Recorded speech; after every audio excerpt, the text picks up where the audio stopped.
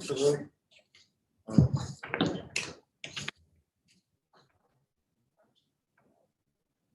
a very good morning to the principal and dean of College of Veterinary Science and Animal Husbandry, Dr. P.H. Tank sir, Dr. A.K. Sharma sir, who is the head of Department of Veterinary Physiology and Biochemistry, and also is the organizing secretary. A very good morning to the co-chairman of this session, along with me, Dr. B.B. Javia, head of Department Veterinary Microbiology, and the rapporteur of this session, Dr. Amrita Verma, Assistant Professor, Department of Veterinary Physiology and Biochemistry. It is my pleasure to welcome Dr. Kajal Shankar Roy, sir. Good morning, sir. Am I audible to you, sir? Yeah, good morning. I can hear you. Okay. So I also welcome the students, the various university dignitaries, the faculty members across the state, and also who are online throughout the country, and also welcome the PG students who are sitting here. So this today is the 5th day of the training, and we have a total of 2 lectures today. The first lecture shall be from Dr. Kajal Shankar Roy, which shall be ending at around 10:30, 10:35. After that, Dr. S.W. Bondi, Professor and University Head, Department of Veterinary Biochemistry, Nagpur Veterinary College, shall deliver his lecture on in vitro fertilization, procedures and applications in veterinary science. I shall be acting as the chairman of this technical session on the 5th day. So first of all, to narrate something about Dr. Kajal Shankar Roy, sir. He is at present working as the principal scientist, animal physiology at NINP, Bangalore. Dr. Roy graduated from BCKV, Mohanpur, West Bengal in 1993, masters and his PhD from NDRI, Karnal. And he obtained his postdoctorate degree from University of Arizona, USA in 2010, which was of course through the prestigious Boyce Cast Fellowship from the Department of DST, Government of India. And Dr. Roy started his illustrious career in 1991 as a scientist and rose to the position of principal scientist by 2012. In 2016, Dr. Roy was selected as the Director of Research of West Bengal University of Animal and Fishery Science.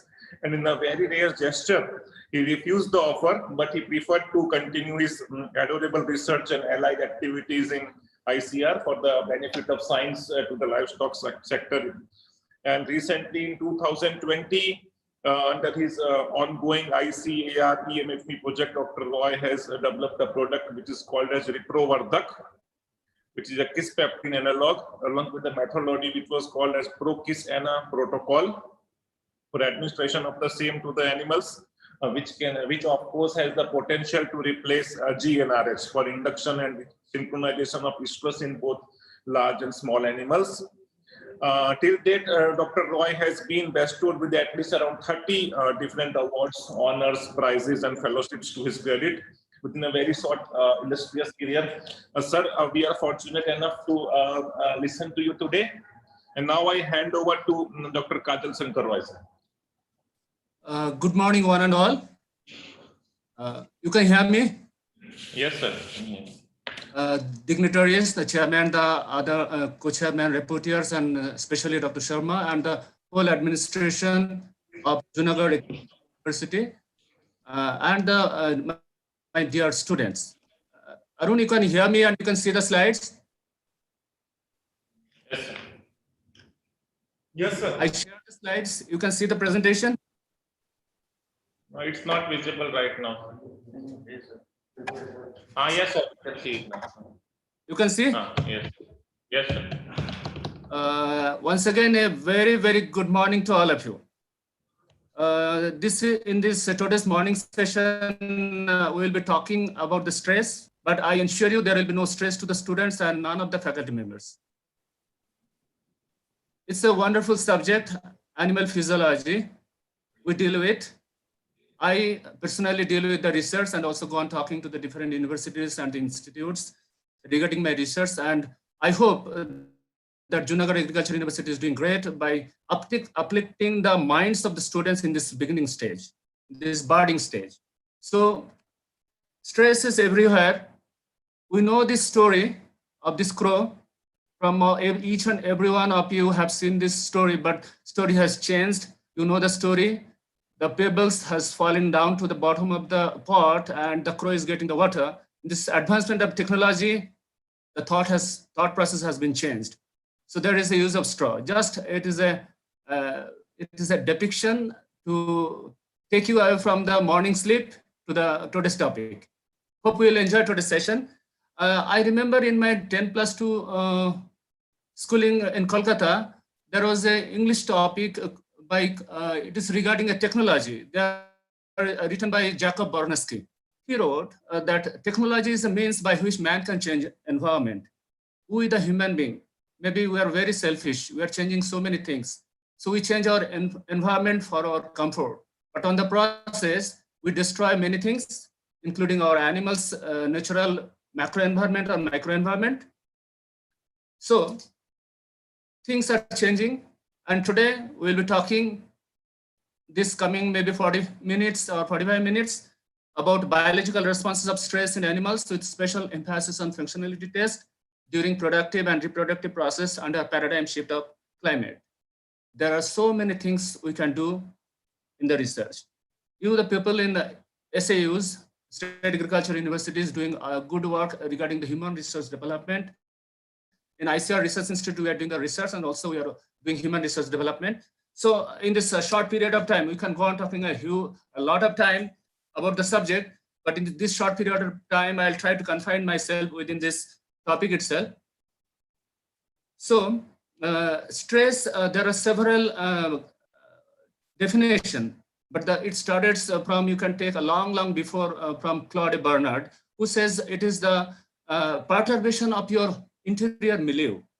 Interior milieu is the inside of your body. When it is get perturbed or disturbed, the stress happens. There are several definitions you can get from the book, so I'll not go into the thing. I'll make your, this today's morning is a very attractive one by hearing what are the genesis, how it happens, what are the responses, what are the indicators, and so many other things.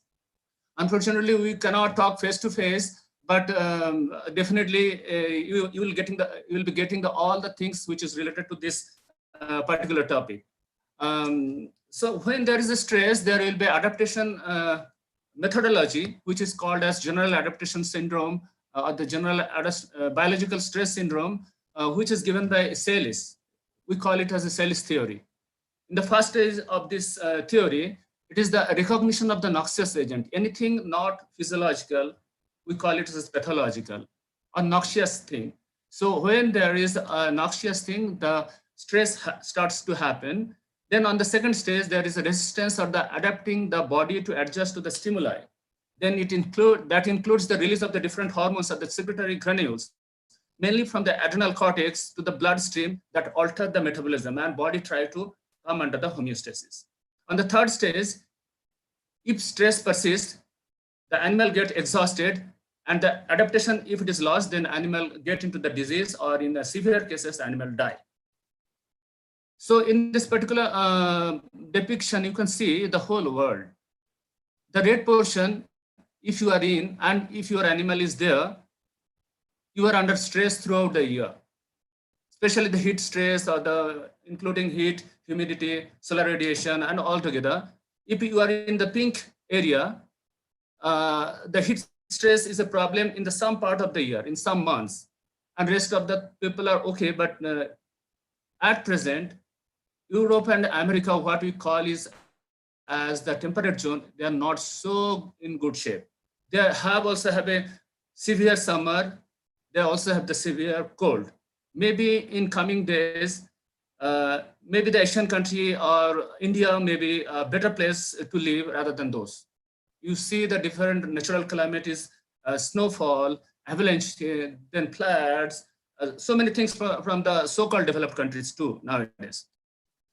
In this particular thing, you can see this animation, the changes in the radiation. So the changes of your climate or of your environment is in every second, every minute, and every hour. These are the photographs from University of Arizona, where I was doing my postdoc. There are several photographs from the NASA and from the Indian Meteorological Institute and other European countries also.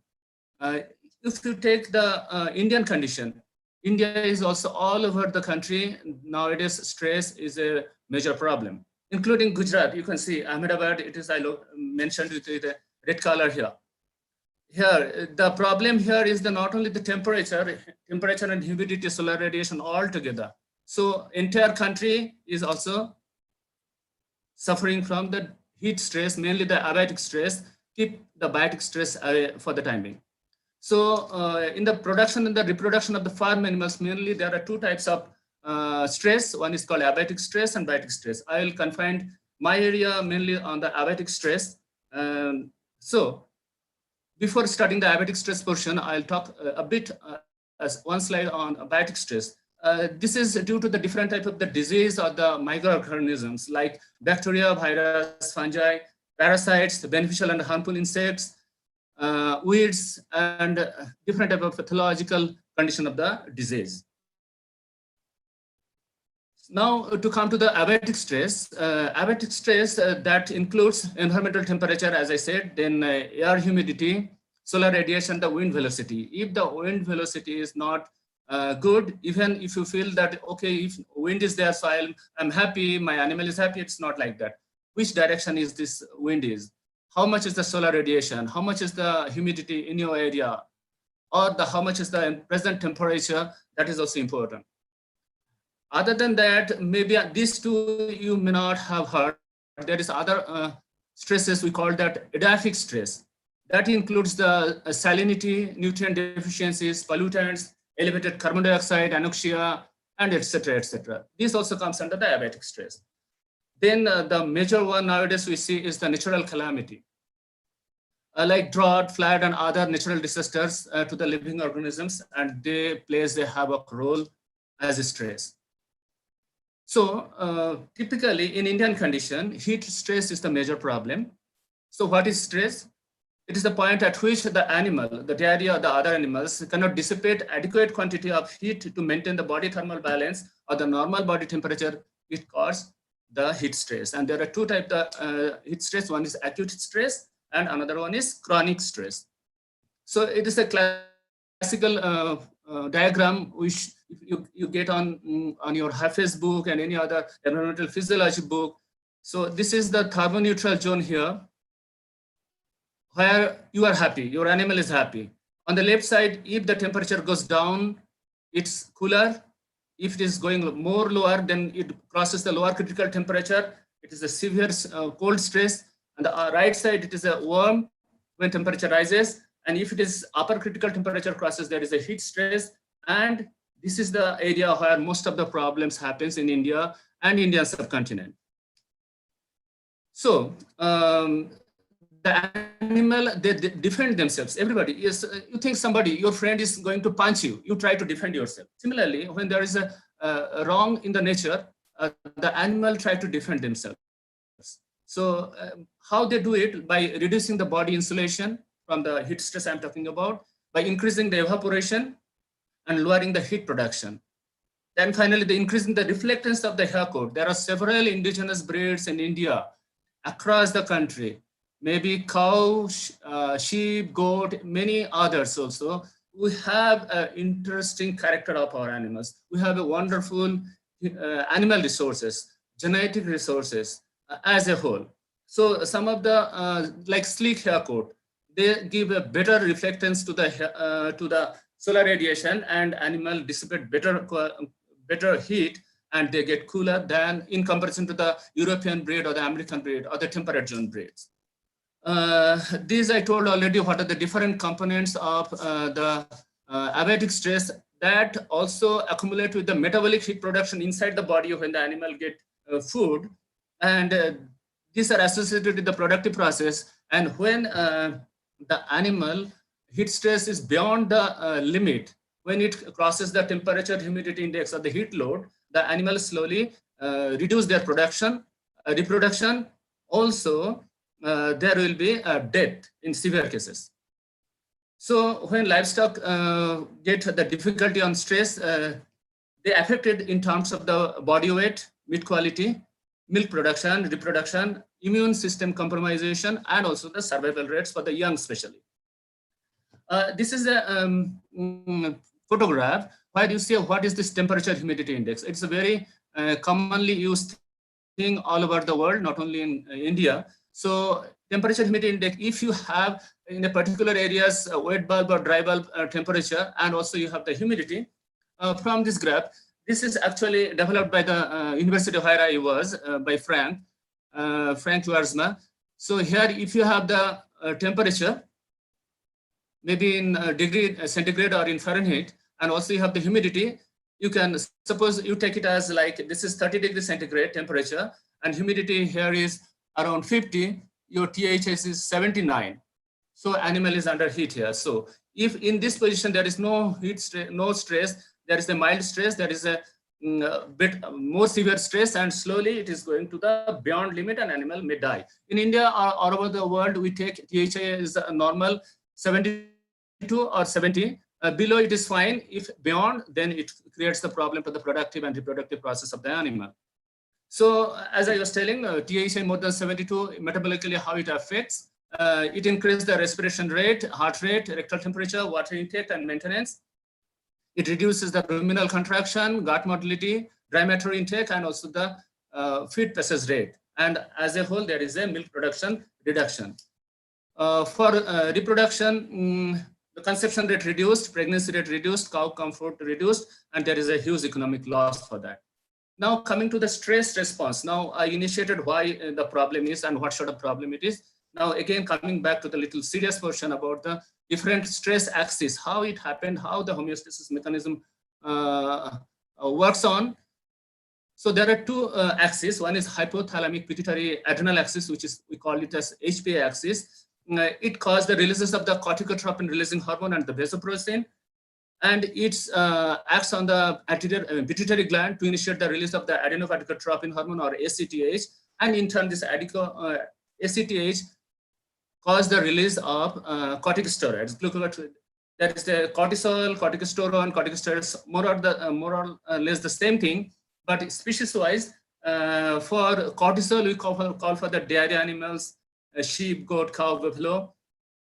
But for the poultry, corticosteroid, I mean the corticosterone, we go for the measuring. The abundance of this corticosterone is higher. Another axis is called the sympathetic adrenal medullary axis or SAM axis.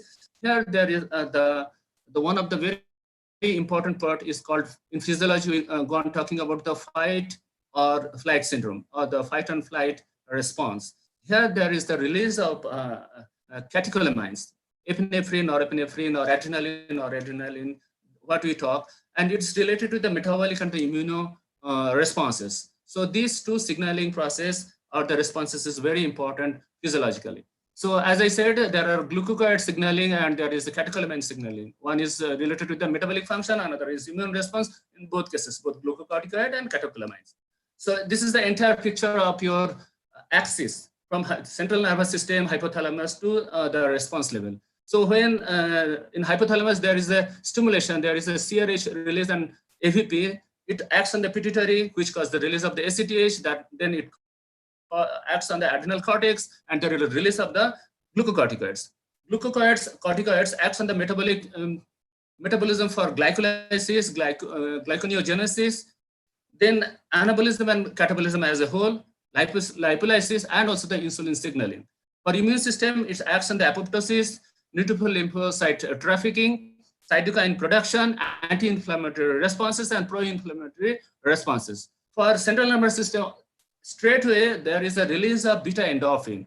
Beta endorphin, suppose somebody is pinching on you, you get a feeling of pain. Somebody is pinching, you're getting, and after certain seconds, it will be subsided. Why it happens? You might have heard about morphine, codeine. When there is a pain-related thing, we inject morphine or codeine. So endorphin is the natural secretion from the neuroendocrinal junction, which help to relieve from this pain. So one way this is good to subsiding the pain. So this beta endorphin actually acts on the adrenal medulla and peripheral sympathetic nerves, and that helps in release of the epinephrine and norepinephrine. This is also associated with the metabolic pathways on glycolysis, immune responses also, and different type of behavior like aggressive behavior. Suddenly you got angry. Suddenly you not. Reason is that there is a neurotransmitter secretion which controls everything. So there is aggressive behaviors in the animal. There is increased heart rate, blood pressure, increased respiration, and etc. So these are all controlled by the central nervous system through axes, different axes. These two axes what I talked about. Now the different stressor in the cattle and the other animals altogether. The physical stressors are the thermal stress, transportation stress, feed deprivation. These are the physical stressors. And the psychological stressors is the maternal separation and the weaning, the baby when you are taking out from the mother. And then the social isolation or the mixing with a new group of animals. Then straining of the animal. You want to catch hold the animal, so animal will be under stress. Then stress and disease. These cause the psychological stress. These are the psychological stressors. Here I just combined all together. Suppose an animal, when it is on weaning stage, or you are taking from the mother, so there will be increased cortisol, catecholamines, acute phase proteins, increased heart rate. There will be altered leukocyte distribution, pro-inflammatory responses, increased vocalization, and increased evolution of aggressive behavior. When you are restraining, there will be increased ACTH, elevated cortisol, altered innate immunity, increased fear response, and altered heart rate. When you are mixing with other group of animal, or there is a social isolation, you are taking away from the group, there will be reduced epithelial cell tight junctions, altered responses to infection, increased fear response, altered heart rate, and decreased milk production for the adult, the cows. When there is a increase in the temperature, it causes the, as I already said, altered the feed intake. Generally, it reduced. The compromised reproduction, both male and female, altered growth and body weight, decreased milk production, increased mortality, and altered metabolic function. Feed deprivation, it caused the weight loss, behavioral changes, altered metabolic rate, altered blood profile, and immune suppression. Then during transportation, there is a huge problem. And nowadays, all these things comes under law. If you talk about the animal welfare aspects, I personally have a law degree in animal protection. So I have seen there will be a severe punishment for all those cases during transportation if somebody is caught. And there will be a role of a veterinarian, and maybe people will be coming to the veterinary universities to get the advice for how the things to get approached. There is the increased mortality, increased susceptibility to the respiratory disease, then altered leukocyte distribution and pro-inflammatory responses.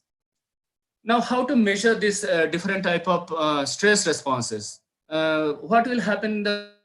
First is the measurement of behavioral responses to the stress. What we call is as a functionality test, the topic what you people are handling in this last 5 days, I guess. So different type of the functionality test now slowly will be coming into picture from the very beginning stage to maybe the very molecular aspects or the molecular biological aspects of animal stress, adaptation, and etc. So measurement of the behavioral response to the stress is delayed entry into the chute. You know the chute, what is it? Is a restraining enclosure, you can say. Yeah. So they will not go very easily inside of that. Then the chute score. These are all semi-quantitative type of the measurement. So behavioral responses to stress are the entry order, how it is entering, chute scores, pain scores, exit velocity, vocalization. Vocalization, a lot of shouting from the animal side, bleating, and so many other things. Then rumination and rope pulling. Measuring this physiological response to the stress. So what you can do to measure, or the functionality test, how you can go for assessment of this stress. You can measure the cortisol from the serum of the plasma, from the urine, salivary secretion, then hair from the milk, then fecal metabolites. Especially the fecal metabolites and hair, all those things we use for the zoo animals and also for the wild animals. Rest of the things, as we have a domesticated animal species, so we can do from the serum, urine, and etc. Other than that, there is a, you may ask that, what about the catecholamines like epinephrine and norepinephrine? You can measure it, but it's, you know, what is the problem with these things? The shelf life. the shelf life is very, very short for epinephrine or norepinephrine. Only in case of our lab condition, when we do for the cell culture studies, we use, in my postdoc at USA, where I could able to do this cell culture study for the epinephrine and norepinephrine. Because due to the short life, if you collect this blood sample in your farm and coming back to the lab, there will be nothing, because the time lapse is very, very shorter. So through HPLC, the method is through HPLC, you can go for epinephrine and norepinephrine estimation, but it is not so common.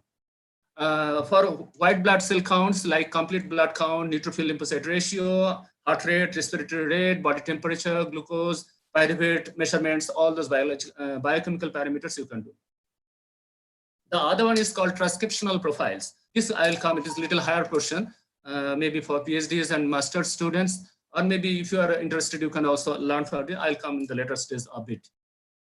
So the effect of stress on productivity of the animals here, the environmental stress, it has mainly three factors. Climatic factor, which leads to the heat stress mainly here in India and maybe the whole Asian subcontinent. It affects on the reproductive efficiency and also the production. Then the nutrition and the housing. For managemental stressors, these are mainly the animal handling technique, environment, transportation, disease management techniques, and changes in the day length. So we divide these environmental stressors into two categories, cold stress and heat stress. India, till now, cold stress is not that much, except maybe Jammu Kashmir area, or maybe certain part of Northeast sometimes. So here, what happened during hypothermia means below, occurs when the body temperature drops below the normal. Mainly as the rectal temperature drops below 28 degrees centigrade or 82 degrees Fahrenheit, cows are not able to return to the normal temperature. So these are the cold stress portion. What happened in hypothermia, when it progresses, there is a metabolic and physiological process slow down, and blood is diverted from the extremities to the protect the vital. So there will be body temperature variation or their maintenance, it's go through the blood circulation. Then on the teats, ears, and the testes, they are prone to frostbite. Only during a severe winter season, this happens. So there will be the extremities like the teats, ears, and the testes. They get affected, and if it is severe, there will be a frostbite, and it may fall off sometime. Then for heat stress, this is very common. As I said, there will be ambient temperature, solar radiation, humidity. Altogether creates this heat stress or the abatic stress. These are the meteorological elements or the components. Here, the ruminants or the animals, the domesticated animals of ours, they do not maintain the strict homeothermy, and there is a deleterious effects. Regardless of the breeds or the productivity or the stage of adaptation. There is aversive stage of noxious stage, and mainly occurs due to the managemental failure like water deprivation, nutritional imbalance, and nutritional deficiency during the heat stress. Whenever animal is under stress, as I said, they try to go for the acclimatization. So acclimatization is defined as the adaptive process that results in an attenuation of the physiological strain produced by the application of the prolonged climatic stress. So there are three main types: acclimatization to the cold, acclimatization to the heat, and adaptation to livestock to the climate change. Now, due to the severe climatic change, animal suffers a lot, and that affects on the both productive and reproductive process of animal. These are as a whole what I told in a graphical representation, schematic representation. Thermal environment, there is a changes on the behavior, hormonal changes, shift in the acid-base balance. From behavioral changes, there is a reduction in activity or hyperactivity or sometimes a low activity. So that affects on the energy metabolism, mainly on the protein and fat accretion in animal, which is responsible for the meat and egg or milk production or the wool production. Hormonal changes affects in the feed intake, reduction in the nutrient and the energy digestibility, and it compromised on the nutrient supply or the energy supply to the animal, which also again affects on the animal energy metabolism and the production and reproduction in long run. So other stresses are the animal handling or the transporting, and it affects the effect of the novelty. Novelty is where the animal has not gone. Suddenly you take them, they comes under stress. Then there is a changes on the temperament as per the different situation. And during the disease or the parasitic load, there will be a huge load of stress. So what happened, or the effects of this meat, suppose for sheep, goat mainly, these are for the meat production. So the meat quality goes down under stress condition. There will be dark, firm and dry meat, which is having very low economic value. Pale, soft, exudative meat, that is also having low value. If there is a accumulation of the lactic acid, the quality will be reducing. Then bruising of meat, people doesn't prefer. I don't know, maybe these are for the people who are non-vegetarians. Injuries, but the thing is that there is an animal welfare issue always, so that is also to be considered. So these are not the good thing, which is the stressors overall, it is not at all acceptable. So it is very important to know the severity and the level of stress in animal. We need to identify the biomarkers to stress. If we don't know how much the amplitude of the stress, how we'll go for the remedy. So we need to know the different indicators. Already I talked some of them. So these are called the indicators of the stress, or the determinants of the biomarkers of the stress. And this gives the functionality test. Firstly, as I told already, there is a physiological indicators like heart rate, changes in the heart rate variability, respiration rate, transport. These are the normal thing. When you are going to the farm with a stetho, this slowly in your OPD or in the farm, you will be able to know all those things, how to measure these things, how it is changes. I'll take an example of all of you, maybe for the students. If you get somebody, maybe during exam time, suddenly a teacher came and told that today I am going to take the 10 marks Viva exam, which will be included in the final. Suddenly you get excited and your heart rate started jumping. So these are sort of stress. So by knowing this heart rate, okay, other aspects I'll take. Suppose for the criminal, that forensic analysis, the criminals are sitting in front of the police or the forensic lab. We go on asking the question, same question in different way, heart rate goes on increasing. So we measure all those things, heart rate variability, and we identify something is wrong. Something is wrong. So these are the very normal physiological indicators. This heart rate variability, it's actually first, both in acute and chronic cases, this is the depiction of the emotional states of your mind. Same thing with the animal. For the human, Apollonius and Lucan, two German scientists, they first proposed this one. And von Borel in 2007, he also proposed the same thing for the animals. Maybe sometimes when I'll meet all of you, or maybe I'll go on talking so many things about all those aspects. There will be the HRV measures, heart rate variability measures by continuous interplay of the sympathetic and parasympathetic. These two nerves actually work. The same question, if I ask you in a different way, you will be responding in a different way. If I ask you like this, better, you know this answer, you feel shooting. Actually, through auditory nerve, I am giving a stimuli to your higher center that you are fine, you know the answer, give me. So there is a parasympathetic and sympathetic stimulation to you. If I shout suddenly and I said, you have to answer this question, you cannot do it. So similar like animal also, the way you approach, this responses to the sympathetic and the parasympathetic influences, this goes on changing. So this affects on the heart rate, and maladaptation for a long period, it causes or maybe suddenly it causes the flight response to the animal. One important aspect which needs to consider in the present day scenario is the transportation stress. You go on seeing that buffaloes and the cows, they are in the truckload and going to one place to other place, how they are taken care, the welfare issues has been maintained or not, that is a big issue, and legal issues also. This transportation in an indiscriminate manner affects on the metabolism, and there is a changes in the plasma concentration of the albumin, globulin, urea, total protein, and the creatine kinase. This circulating creatine kinase, if you can monitor in transported cattle and buffaloes, bruising on their body, that would be a good indicator for the this test or the functionality test of the transportation stress. You can remember one film star, I'll not take the name, who was running behind the black buck, and it was killed. There was a huge court cases maybe still going on, but these are, the animal is under stress. How long the animal was running? Can anybody identify? There are the process where we can, maybe from the dead animal also we could able to measure the cortisol levels. Catecholamines or the neurohormones is not possible. The animal was already died. Maybe heat shock proteins. I'll talk about the heat shock proteins later on. So you, the people, the veterinarians plays a big role for measurement of the stress, their functionality test, how it works, how it can support for the evidences and all those things. You can measure the different acute phase proteins like haptoglobin and fibrinogen and all those things.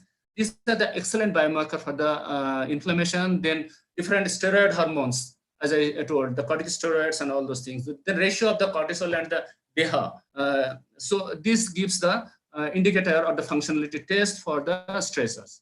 Neuroendocrine indicators, as I already told, this comes from the HPA axis. Catecholamines, again, I repeat, the epinephrine and norepinephrine. Some of the things I will be going on repeating to get into your heart or your brain, so you can remember at least few of the things. Then CRH, that is corticotropin releasing hormone, adenocorticotropin, corticosteroid, or the cortisols. Beta endorphin, still already I have talked. This is related with a pain sensation, cerebral aging, behavior with respect to the feelings. You know, you fall in love. There is a happy hormone. There is a neurotransmitter. There are so many other things. How this response and the expression comes. This endorphin, it reduces the perception of the pain naturally, not by giving a morphine or codeine or anything like that. So this all come under the stress and how to get relief from the stress. Especially the thing what I am giving an offshoot, these are also applicable for the horse and dogs, the pets, the most valuable pets in all over the world, not in India, Europe and America and all other countries. They take good care of their animals, and without that, they cannot even they have to take a license for the pet. And then hormonal changes. If the temperature is more than 35 degrees centigrade, or pH is more than 70, there will be reduction of growth hormone, thyroid hormone, then epinephrine or increase, prolactin increase, cortisol increased. Prolactin is a hormone. People may get confused that it is related to the lactation. Not exactly true. Prolactin is also a stress hormone. During summer stress, there is a very high shoot up of this prolactin, especially for the buffaloes. In my own research at NDRI Karnal, maybe those days, maybe 2002 to 5 and those around those time, we did a lot of work on that. My personal maybe publication I'll show you if possible. So prolactin caused the summer infertility to the buffaloes. If you reduce the level of prolactin and go for other manipulation, even on summer, buffalo can come into heat or may come into pregnancy. So behavioral changes of these different indicators during weaning stage, I told in ewes and lambs, what happens? They increase the bleating. Bleating is the sound of ewes or the lambs. I mean, this is due to the locomotor activity. Then foals, it increases the general motor activity and increase the vocalization. Similar with piglets and the dairy cows. In acute stress birds, they go into depression, irritability, feather picking, increased pecking. Pecking means just getting injured from other co-partner or the companion animals of the same group. Then abnormal vocalization, then ruffle feathers. Then the pig, they get a huge anxiety and they go on shouting. Even sometimes they die. Then cattle, I already told, vocalization and frequency of urination increased, defecation also increased. In long-term stress, the horses, they cause called weaving when they kept in the stalls for a long time. Then self-licking and the tongue rolling when confined in the narrow cages or the crates. It is called wheel crates for the calves, similar with the sows and the Jew animals. Now, hormonal indicators I have already mentioned regarding the HPA axis, that is the corticotropin releasing, and then up to the release of the cortisol or the corticosteroids.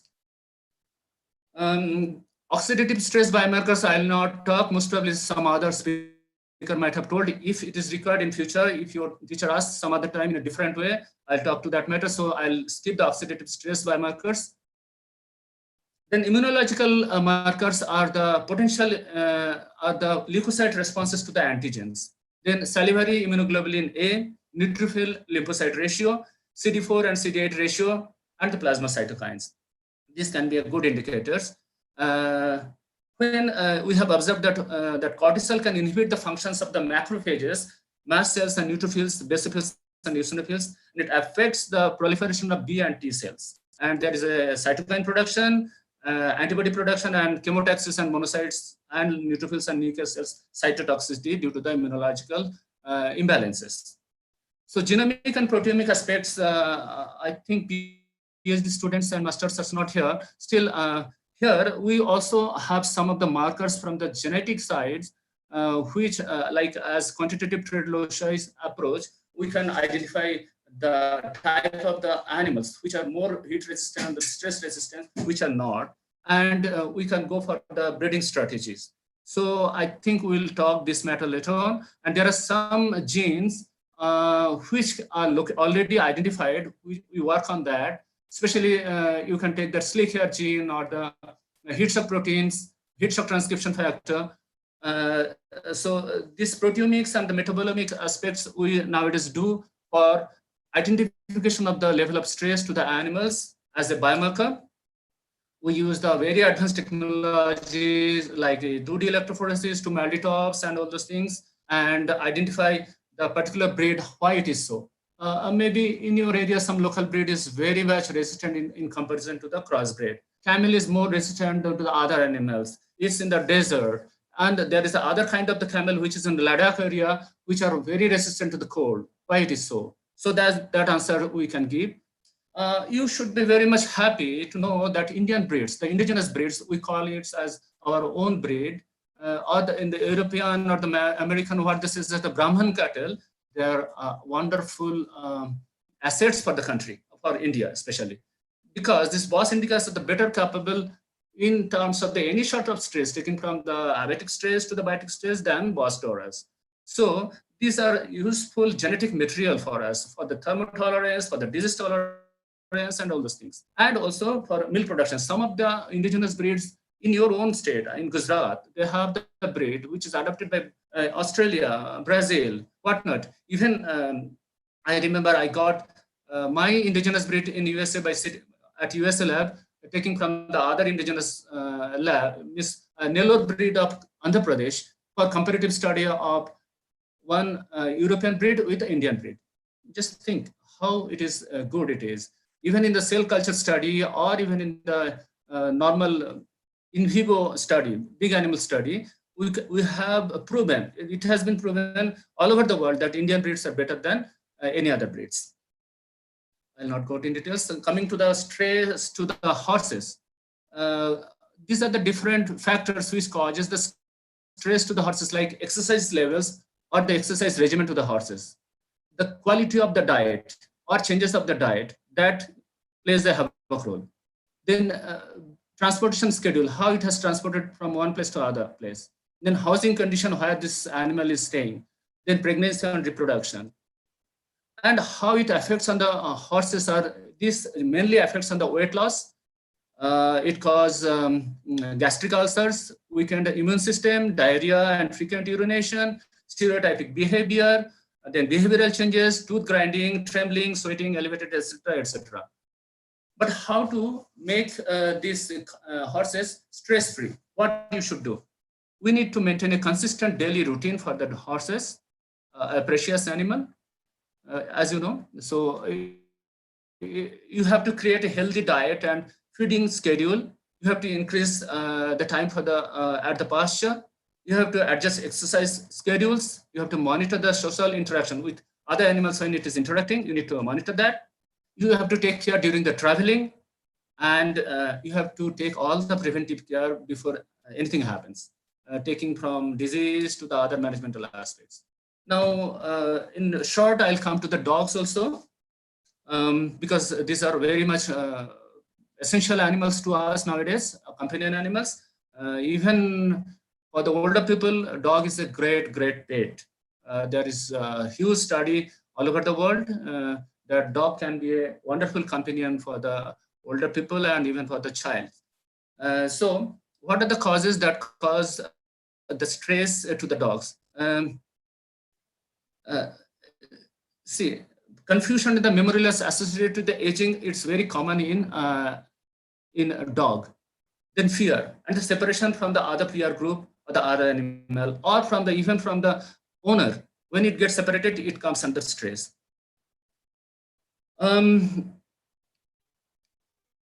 Then a situation that can how to stress out from this dog, how to relieve the stress of dog. So if it is loud noise, you have to reduce that loud noise surrounding area. Moving or rehoming one place to another, you need to know where it is going. Either the companion is with him or her, and introducing a new dog in that other dog can create a stress. And these are the different signs or the symptoms of the dog stress, like it destroy the objects around your home, it go on peeing, I mean urination and stool or the defecation in different places inside the home. They show the sudden aggression, repetitive behaviors, they become restless, and sometimes there will be panting. So these are the different signs and symptoms for the dogs. And how to help your dog to relax. You have to feed them healthy meals, give them plenty of exercise, consistent training, avoid bringing them into the stressful situation, and practice self-care.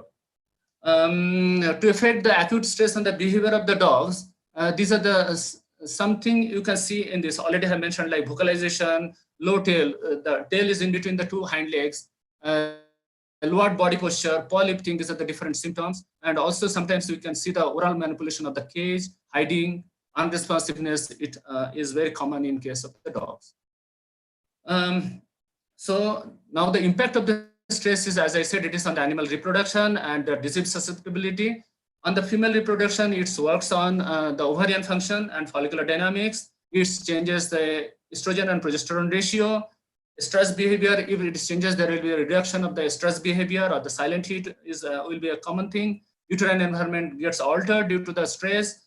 Then fertilization rate reduced, embryonic development reduced, placental function reduced, and fetal development also reduced. So these are the this is the diagrammatic depiction of heat stress, how it affects on the endocrine profile and changes on the behavior or the outcome from the dairy cows or the dairy animals. Due to the heat stress, there is a huge economic loss in India.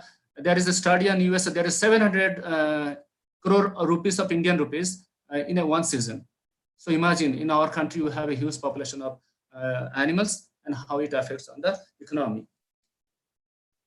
Male reproduction, many people, they try to, they avoid this one, but it affects severely on the male reproduction. If you are going to a farm, next time you see a bull, and as you are a veterinary student, should not be shy to see that the different organs of a bull, mainly the testicular structure, how it goes on changing, or the external appearances, either it is on the top, near to the abdomen, or going down to the scrotal sac. These are all through the dendritic tunica dartus muscle, which is scrotal skin, it is in scrotal skin, cremaster muscle, it is in spermatic cord. There is a pampiniform plexus, which gives the countercurrent mechanism for heat exchange to keep the temperature of the testes in a proper shape. So there will be a proper production of the semen or the spermatozoa. And these are all through the vasomotor responses. So this is the countercurrent, countercooling mechanism we say in the testes. By the way, it gets cooling. You can see this particular structure, how these veins and arteries, they are interwoven to give this pampiniform plexus, and it gets cooled. So God has given, the nature has given a fantastic capability to the animal to keep the production, even in case of male, how in an intact manner or in a correct manner. These are the cremaster muscle. In summer season, it will, the testes will go down, because already in the abdomen there is a high temperature, so it has to go down, and it has not so go down because so it will get a radiation from the earth. So in between summer, in winter it will go up, because now it is required the abdominal temperature to get the proper temperature. So much interesting thing. Some of my own research which will be related to this functionality test.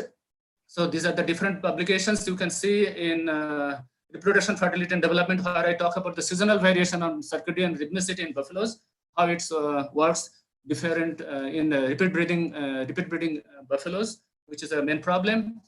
These are the different hormonal patterns, taking from estradiol to LH to progesterone, prolactin, etc. Another, it is from Germany.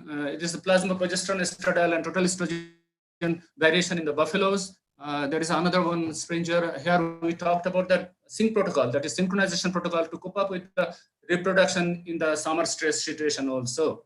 Now I didn't talk about the heat shock protein, a little bit higher portion of our physical parameters and all other things. Heat shock protein could be a very good biomarkers. This heat shock protein is actually good protein. There is a big story behind of it, how to this heat shock protein came into existence. Actually, it is originated from India by Pramod Srivastava.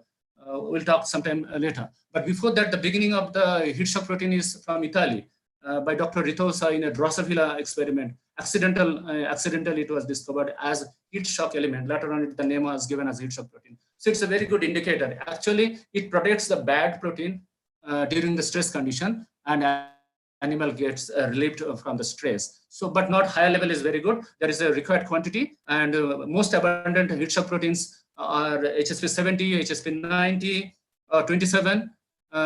This heat shock protein releases due to the stress stimulus or due to the hyperthermia or the prostaglandins, the sodium arsenate or the chemical insult. It releases the heat shock transcription factor, and this heat shock transcription factor in turn gets release of heat shock protein. This is the cellular structure, how there is a classical theory of, it is called Lee-Chatelier type of principle. When the animal gets stressed, during mild stress, there will be perturbation, network perturbations. And when we increase the temperature, there will be a topological phase transition where the cell will be a point of no return. So the cell structure cannot get back, and the animal get disturbed, and there is a severe stress. So activation of the heat stress and all those things I told. But trimeric form of the HSF1, until unless it is produced, the HSP70 will not come into the picture, because that is the only active form. This is called trimeric HSF, form of HSF, heat shock transcription factor. There is a breed difference. I said European breed are not so much of adjusted. Bos indicas, our Indian breeds are much adjusted. So you can get proud of about our own animal resources, that we have the best quality genetic material.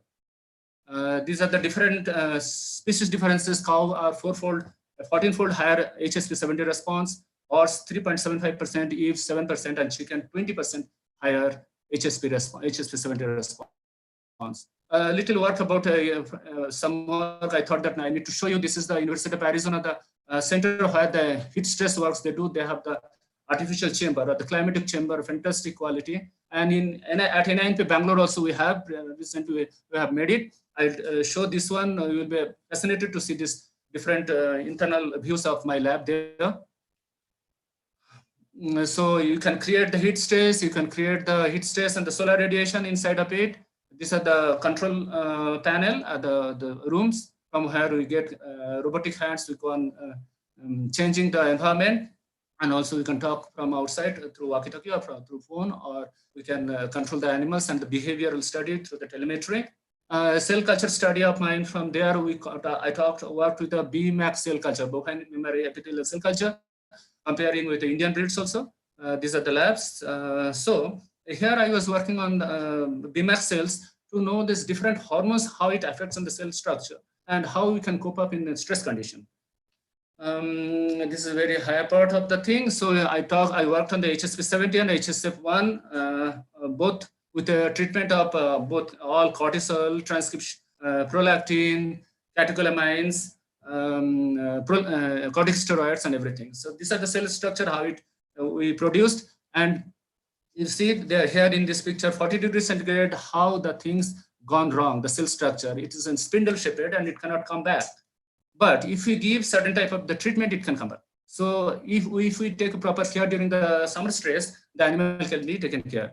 Just for example, I will show a picture here. The temperature is here is also 42 degrees centigrade temperature. But see, even in a heat stress, this cell survives. So there are some of the things. I'll just tell a small thing. We give a treatment of prostaglandin. Which form I'll not tell. That is a different issue. So the animal can survive with a different type of the treatment. These are the depiction of the heat shock transcription factors, how the gene expression happens in HSF1, heat shock transcription factor 1, and HSP70. These are all different treatments.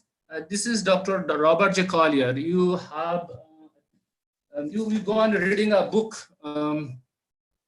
by Hafez. Now, one of the book, it is called Environmental Physiology of Livestock by Dr. Collier. I am also author, only one author from Asia in the chapter number 4. So now the very latest stage of this environmental research, physiological research are included in these books. You can see that in your library. So some works in, not some works, extensive works in NINP also. I work with a cat, poultry also, broilers and other animals. So this is the detection of the HSP70 through Western blot. This is the Western blot picture. These are the different organs, how the different organs, visceral organs affected due to the heat stress, and how the heat shock proteins is playing the major role for cope up with this, to cope up with the situation. These are the hormonal levels in the homogenates of the skeletal muscles and also in the plasma. These are the PCR. This is the PCR HSP gene expression study in chickens. This is the fold changes. The brain is highly affected, maybe around 2.5 fold in the muscle and maybe 1.5 fold in brain. So why you should know all those things? Why the bears or the farmers or the policymakers should know about this? Because heat stress is causing a huge impact on the production and reproduction, and it's causing to the enormous economic loss.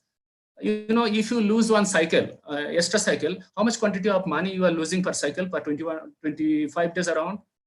It's a huge amount. In Indian, I have calculated, we have calculated this as it translates 60,000 crores of rupees, 12 billion annually, taking to the lower side of it. Why I'm telling so, in one cycle loss, there will be a loss of, suppose you assume that there is a 5 liter of milk production.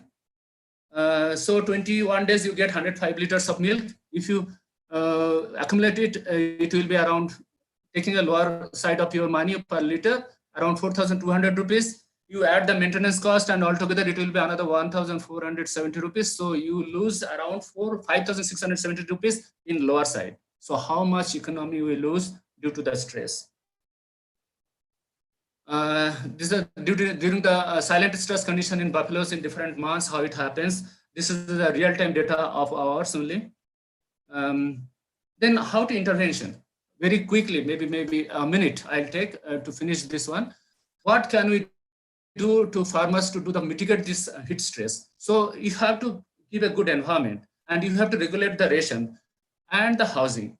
If you can minimize the overcrowding, if you give a good holding area, if you give a good shade or the fans and other installation, the animal can be, the suffering will be less. So this is the different building plan. We can talk in future about how it should be, and maybe your management study or your physiology teacher or maybe the management, what is that subject called? LPM. Yeah, LPM teacher may give you guidance. And but nowadays with the advancement of technology, there is huge changes in this pattern and the planning of these animal farms. These are the different ventilation units, what should be, what was in earlier days, what are the changes, like changing, giving the sprinklers, misters and foggers and etc. So you can give a natural shade to the animal or you can give the artificial shade. You have to provide free stalls, holding pens, maternity pen, parlor, exits lane, and feed bunks and etc. So normally, these are the type of the shade we can see, provided with fans and the sprinklers. See here the sprinklers and it's getting a good shower. In the herd, how it is getting sprinkling water from this side, like rain, and or the misters. And this type of animals which we see in India, the top portion is very common, so they get very good relief, but there may be a parasitic infestation from this type of wallowing. If not, then it is good enough. Ration regulation is very important. Give the good quality of the feed, and the timing of the feeding is very important. Maybe the cooler part of the day, you should provide a good amount of feed and potable water to the animals. Then water intake generally during heat stress condition goes high, so you have to provide good quality water. And there should be a balance of electrolytes and vitamin. Only water doesn't work. It creates a vicious cycle. So use supply with a little bit of energy and electrolytes and the vitamins. That gives the wonder. I can give you a small tips on that. We have a lot of product on that. And also the health services is very important to give this protection to this animal.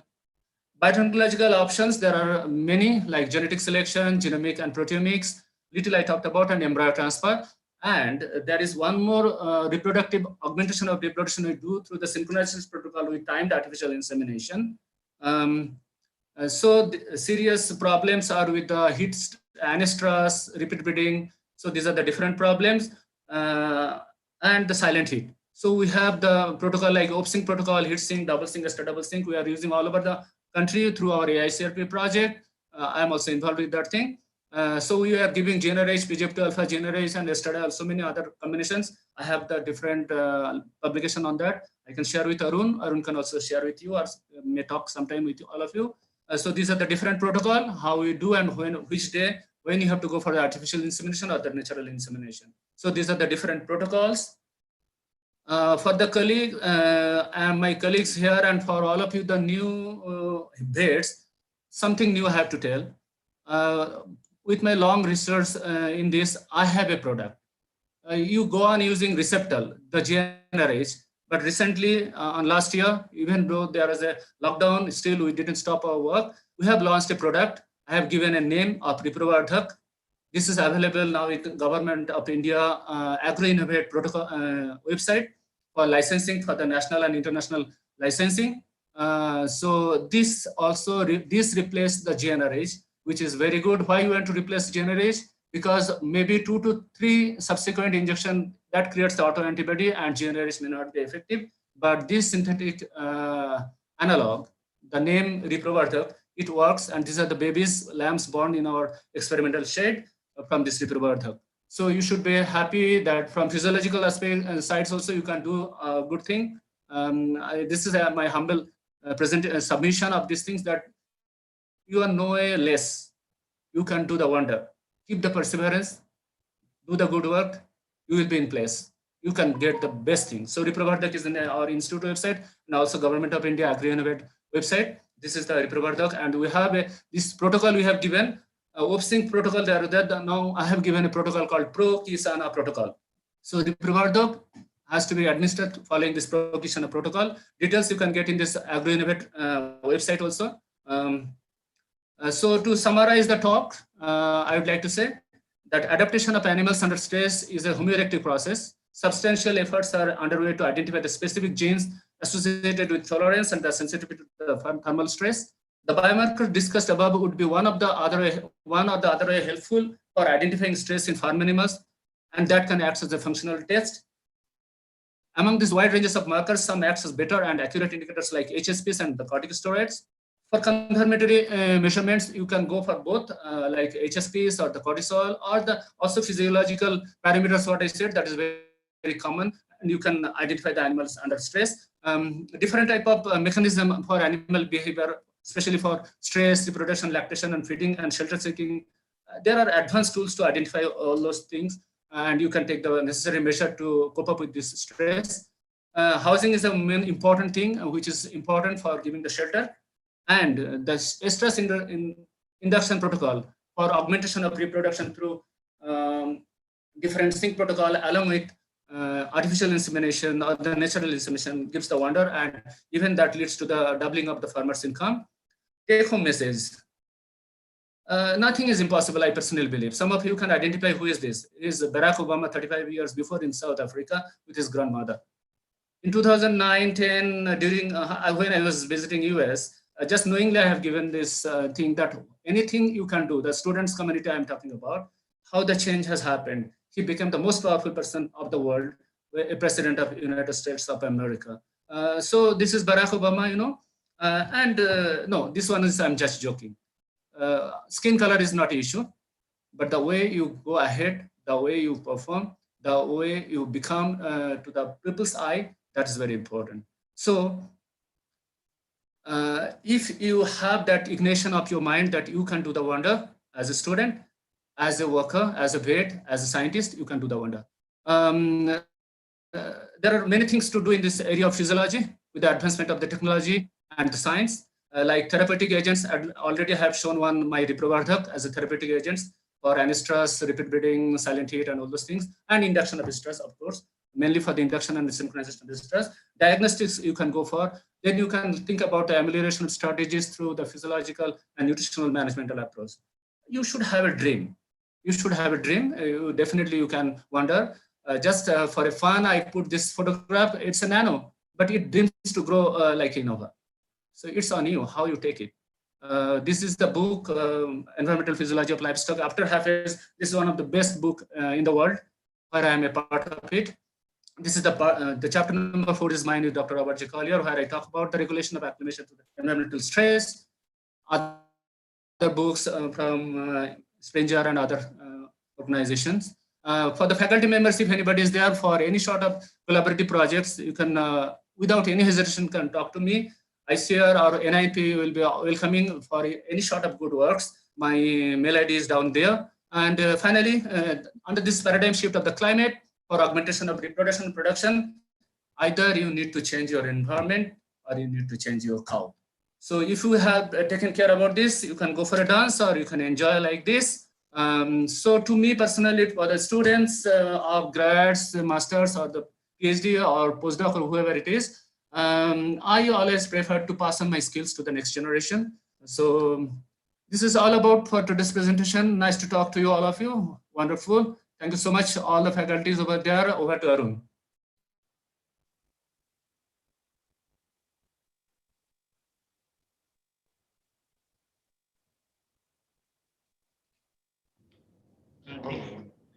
Okay, Dr. Kajal Sankar Roy, sir, very wonderfully explained. In fact, it seems that one day we can get you for some motivational talk as well. Surely, Dr. Arun sir will think about it. It was a very student-friendly presentation, sir. Now I open this topic for interested students to make any questions, faculty members, any doubts which you want to ask, please kindly move forward. Please. Dr. Roy, you have used the pictorial presentation so nice. And all the it is a motivation for the black by viewing the Barack Obama by using the fair. Thank you so much. Sir, before Generally I know that students will be sitting there, they may get bored in the morning session, they may get sleep. So all my presentation, I go for a presentation to the universities and the level of the students. So I go on changing my pattern, so they may get more motivated and they get at least some of the portion they can absorb in their brain or heart to think about the future. That is my purpose. Thank you so much. Go ahead. Before the students ask the question, I have a query. Is there any effect of kisspeptin role on the stress? No, not exactly. Kisspeptin, as you know, it's a hormone. I should say it is prior to the generation neuronal structure, which initiates the release of the gene. So this was my purpose to doing that kisspeptin work. It's ICR EMA projects long before I conceived it. Now it is in a very good state. So what I do, if you say, is there any effect? No, better we can say that it is to facilitate the reproduction. Kisspeptin, its release acts on the GnRH release, and GnRH again acts on the anterior pituitary for the release of the LH and FSH, which in turn come into the estradiol feedback mechanism. So what happened in the process? Okay, now I can tell, as it is already gone for the commercialization and licensing. So thing is that if you inject GnRH to the animals in the form of, suppose I'm taking a trade name like Receptal, maybe 2017, as per my data, Gujarat itself purchased around 2 to 5 crore of Receptal. So happened, 2 to 3 subsequent injection of receptor, or I will not take the name of receptor, I will take the GnRH. GnRH, even in my ASI project in one center at Chennai, Dr. He has told that really it affects. What happened, I'll tell you. There is 3 references you can go through. 2010 from France, and Baltimore and those people at INRA, France, those people has already proved that after injection of the GnRH, the main thing you remember, after injection of GnRH, there is an auto-antibody production. This auto-antibody suppresses the activity of the GnRH. GnRH, even though you are injecting, it will not be functional. So to cope up with that situation, kisspeptin works. So to your questions, straight answer, effect of kisspeptin on stress, no, there is no effect on stress, but it is effect on the axis of the reproductive axis, which facilitate to release GnRH and then LH and FSH. That's it about the internal physiological mechanism of kisspeptin. Thank you. Thanks. Hello, sir. Good morning. Good morning. Sir, my name is Sizan Pathan. I am from first year student of veterinary science. Sir, my question is, what is the effect of abiotic stress on animals? Very good. Very good. At least you are in the beginning stage. I'm very happy. Abiotic stress, it includes the meteorological elements, not the disease aspects. Abiotic includes temperature, humidity, radiation, velocity, and sometimes this soil salinity or the saline water, all those things, and the natural calamities like flood and the drought situation, even earthquake, all those things come under the abiotic stress. Now, the main effect on animal production or the reproduction of abiotic stress comes from the high temperature, high humidity, and high solar radiation. Some extent, wind velocity, if it is not in right direction, it also creates problem. Mainly temperature and humidity creates a huge problem. There is a term I used called THI, temperature humidity index. Sometimes your faculty, maybe Arun or some other colleague, I think Badoria is also in the same institute, who came for a training here sometime. So they may explain you this THI, what it is. So if this temperature, if you have the temperature and humidity parameter, you take a simple thermometer of dry bulb temperature or wet bulb temperature, you know the temperature or you know the humidity, put on the plot, that plot I have shown here, you get the temperature humidity index. If it is beyond 72, that starts creating problem to the animal. So here is the abiotic stress, how it is creating problem. In straight way to your questions answer. If the abiotic stress is high to the animal body weight will reduce, lactation yield will be reduced, all other metabolic activity will be in bad shape, reproduction will be highly reduced. So this is the overall effect of abiotic stress on and reproduction both. Got your answer, Beta? Yes, sir. Thank you. You're welcome. Okay, Dr. Shankar Roy, sir. Yes, sir. We see a huge amount of variation in to counter stress in animals, right? Right. Like between breeds also, as you have mentioned in one slide, that temperate breeds are less able to cope to the environmental stress as compared to our native Indian breeds. So, sir, my question was that for this specific traits of stress tolerance, can we make a selection within our breeds? Like if we are talking about Gir or from West Bengal, any local breed. So can within breed selection be taken place for stress tolerance traits? Yes. Straight away answer is yes, and that is required. Please, Okay. is it Arun who is talking? Dr. Anshul is talking to you, sir. He is chairman of the session. Yeah. This is Association Head of Department of Sanitation Breeding. Mr. Chairman, it's fantastic. Actually, maybe 2009 we started our this project in ICR for biotic and abiotic stress. In the beginning stage at Delhi, ICR Krishi Bhavan, I was also there. Thing is that was the purpose. Now maybe or not maybe slowly coming up within the breed. It is very much required. If you really want to double level of production, you cannot Tom, Dick, Harry. You cannot take everybody. As you have seen in the case of Australia and also for the Brazil, for the different Indian breeds, they also, you are very correct. And we also, all your faculties also, they knows it. When you go for a selection, the better allied gene, the level of production will be high. So within the breed, yes, I do agree. And we have already talked in this matter. And maybe very soon, you are part of the many of the project. I don't know your institute or other institute. Your Anand Institute is a part of my project in All India Coordinated Project. So you are very true. Within the species, not all the gear will be giving the same production.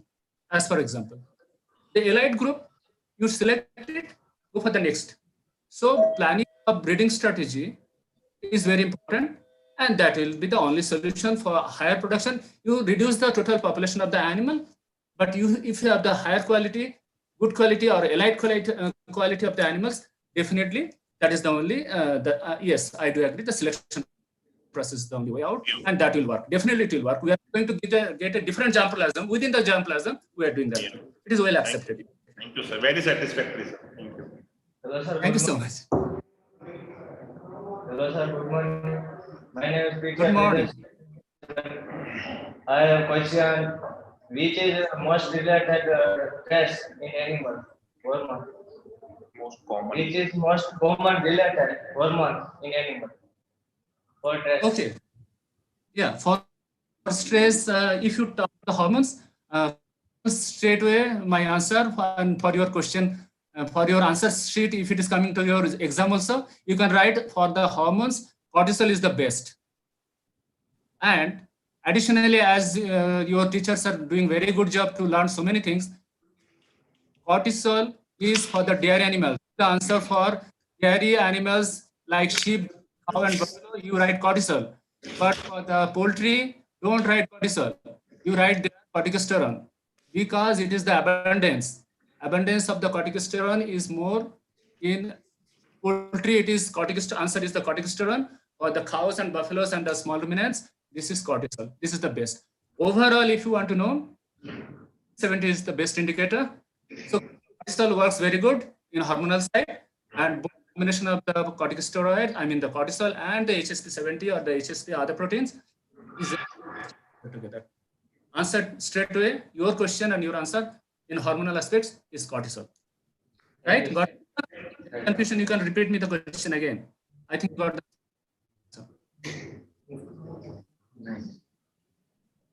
So with that, I extend my thanks to Dr. Kajal Shankar Roy. You have presented your presentation in a student-friendly manner, and I hope the students get benefited from this lecture, and it is very well noted, and all the stress factors and markers are very well incorporated in your lecture. We are very thankful to you, sir. You are most welcome. Anything you can write to me through your faculties, through your teacher, you can write to me. Yes, sir, only we want one help we want that you send your PPT for the sharing of the students as well as the submission of the IDP. Okay. Only thing is that the data will be deleted from there as it is copyrighted to some other. Okay. Yes, sir. No issue. No issue. Okay. You're welcome. Thanks to all of you guys. You are doing a wonderful job, and my sincere thanks to your Vice Chancellor, Principal, and the session chairman, co-chairman, rapporteur, and everybody. Special thanks to Arun and your colleague, Padudoria, and others. Hopefully, I don't know other names. Definitely, I'm excited to meet you sometimes. Thank you. Thank you. Now I again handed over this platform to our chairman, Dr. Ankur sir. Please. Sir. Okay, Kajal also, thank you so much.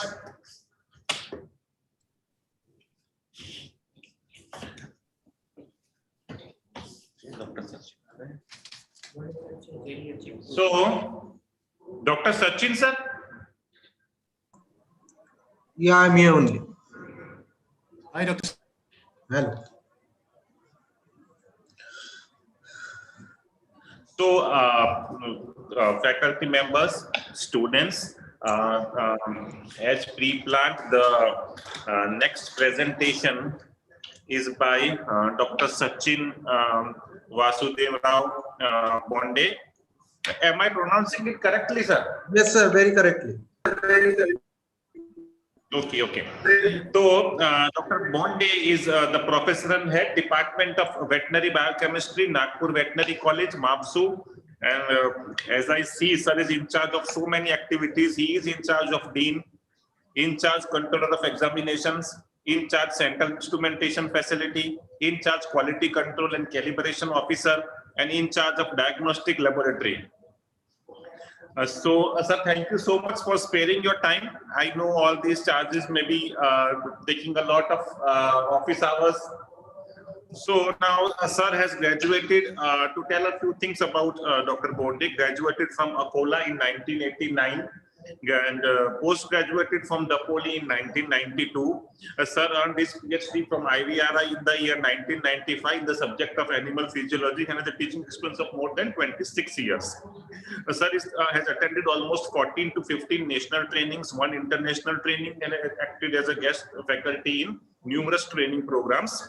Sir has guided around 9 MDSC students and is in the advisory committee of more than 30 MDSC students and 10 PhD students. And sir has successfully handled and completed 3 projects as principal investigator and 2 as co-investigator, the proud author of more than 5 articles in international journals and 25 articles in national journals.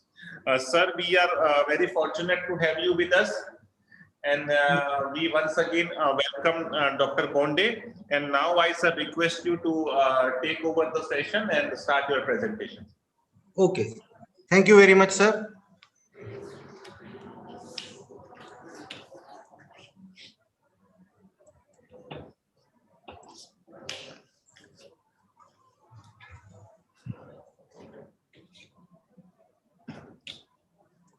Okay, I'll start my presentation right away because I think the presentation has been delayed by almost 45 minutes. So the topic for my presentation today is in vitro embryo production and its uses in veterinary sciences or applications in veterinary sciences. Basically, what is in vitro fertilization? It is actually a technique wherein we try to fertilize the oocyte using spermatozoa in artificial conditions. In Hindi, we call it patre nishechan. Nishechan means fertilization, patre means in vitro, which has been done in one patra or some containers.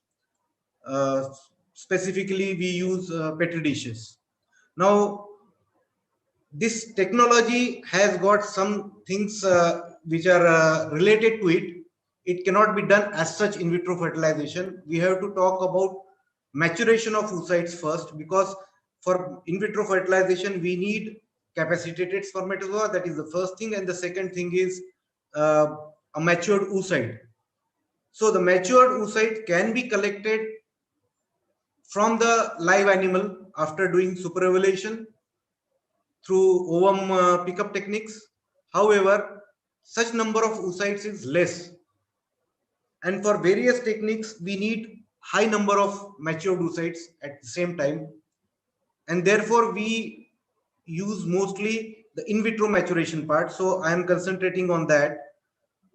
So the first stage is in vitro maturation, which in Hindi is called as patre paripakvikaran. Now, for maturation of oocyte, we first need to collect the oocytes, which is in the secondary follicle, or even in the primordial follicle also it can be collected as a primary oocyte. This can be collected again from a live animal using a laparoscope. However, again the number will be lesser. So we prefer to go for collection of oocytes from slaughterhouses. The collection of oocytes from slaughterhouses is done first, then we go for in vitro maturation, then we go for in vitro fertilization, and then we go for in vitro culture of the embryos. So the ovaries which are collected from the slaughterhouse, they can be collected by either the ovaries are first collected, they are brought into the laboratory in saline containing antibiotics at 32 to 37 degrees centigrade, and then the follicles can be either aspirated using a syringe, or the follicles can be pricked as such using needles by keeping the follicle in the petri dishes containing the media, oocyte collection media. There, if you prick the follicle, which are on the surface, all the secondary small follicles, medium sized follicle, large follicles. Generally, when we collect it, we try to collect small separately, medium separately, and large follicle separately, because the stages of maturation or growth of these follicles are different, and therefore the time required for in vitro maturation will be different. If we collect this all together, then what will happen is that some oocytes may not be matured to a final stage, some oocytes will be matured, and some oocytes will get aged. That means they will be, after maturation, there will be an aging process starting, and therefore the success rate will be lesser. So we have to select the follicle size first, and accordingly, so mostly the best size chosen is the medium size. From large follicles, many times it happens that atretic follicles are also there, which are collected, and with that there is a clogging of cells in the medium, and you lose the oocytes in that. So we do not prick or aspirate the atretic follicles, only medium size and large follicles, not even graphene follicles. These are collected or aspirated into the aspiration medium, which is generally most commonly used is TCM 199 with 10% fetal buffalo serum or fetal calf serum, fetal bovine serum. Even instead of TCM 199, people have used various other HAM-F10 and various other mediums, but most commonly used is TCM 199, which gives the best results. Now, when you collect these oocytes under the stereozoom microscope, you have to grade the oocytes. This grading of oocyte is done on the basis of the layers of cumulus cells on the oocyte and the shape of the oocyte and how uniform is the ooplasm of the oocyte. Now, there are also again various ways of grading these oocytes.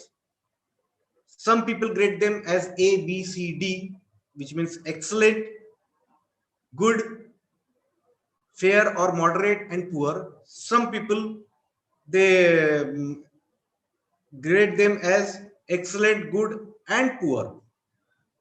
Here I have given you 3 grades basically, because even if you use the moderate or fair, that is below the good one, then your success rate goes down.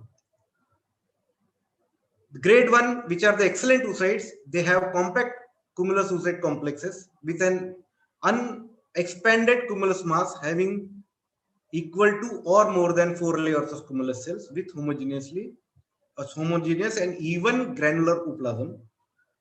Grade B, which is good, there are cumulus oocyte complexes with 2 to 3 layers of cumulus cells and a homogeneous evenly granular ooplasm. And grade C, which are oocytes partially or wholly denuded or with expanded and scattered cumulus cells or with an irregular and dark ooplasm. So these grade C oocytes are not supposed to be used for in vitro maturation.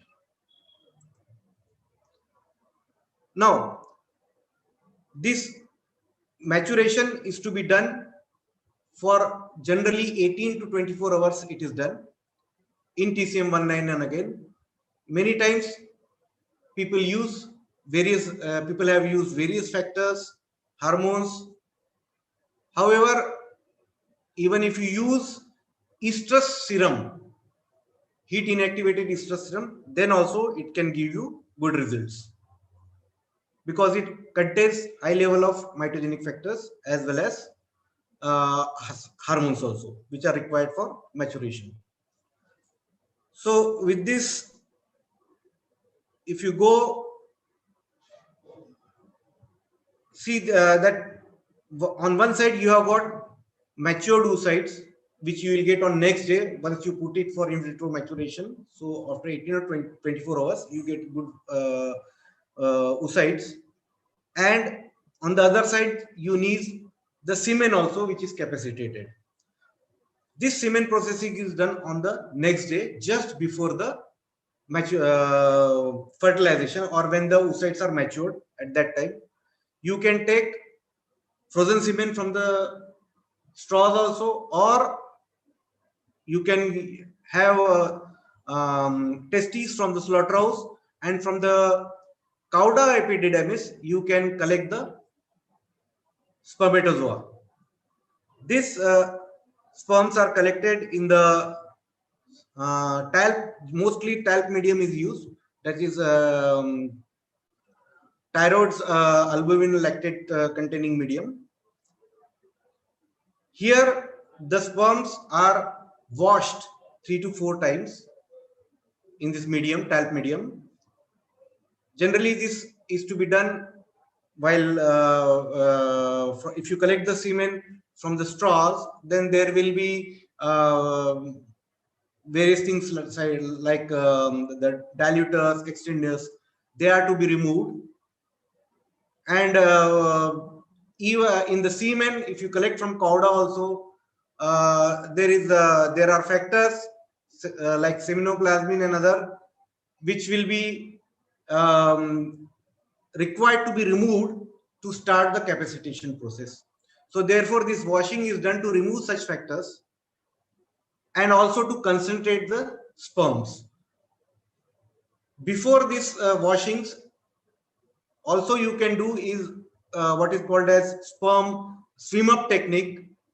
You put the semen at the bottom and put some media on top of it, so the live sperms whatsoever, they will be swimming up at the top, and from the top you can collect, so that you can remove the dead sperms from this population, which you'll be using for in vitro fertilization. Immediately on the one side, you have to collect the oocytes, matured oocytes, wash them in the fertilization medium, which is again a talc medium. However, in it, generally, instead of bovine serum albumin, we add fatty acid free bovine serum albumin, so that the fatty acids which are on the plasmalemma of the spermatozoa, they are released, and so the capacitation process starts fast. So the oocytes are washed in fertilization medium. In the drops, they are put. At the same time, this sperm which is washed in the fertilization, talc medium, they are suspended in fertilization. Hello? Yeah, they are suspended in the fertilization medium and immediately added to this drops for co-culture with the oocytes. Now the concentration of spermatozoa that is to be used is very, very important. 1 to 2 million per ml of spermatozoa is to be used, which we call as 10 into raised to the power 6 per ml. Now here again in the media, fertilization media, we need to add heparin, which is a capacitating agent. There are a number of other capacitating agents such as calcium ionophore, caffeine. However, the heparin is mostly used and most successfully used at the rate of 10 mg per ml, 10 micrograms, sorry, per ml of concentration. And